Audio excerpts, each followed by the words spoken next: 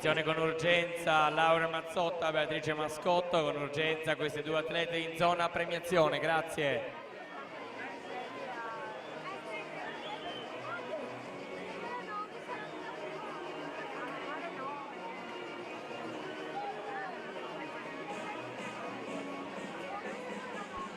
E proseguiamo con la cerimonia di premiazione della gara 100 metri run assoluti femmine. Consegna le medaglie l'assessore allo sport del comune di Treviso, Silvia Nizzetto, che consegna la medaglia di bronzo per il suo terzo posto per l'Antares nuoto col tempo di 1.14 netto, Beatrice Mascotto.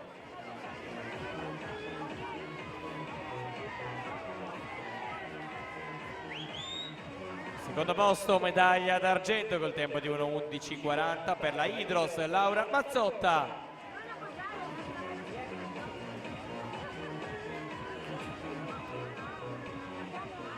Primo posto medaglia d'oro, first place gold medal for South Africa team 1:10.89 Rebecca Meder.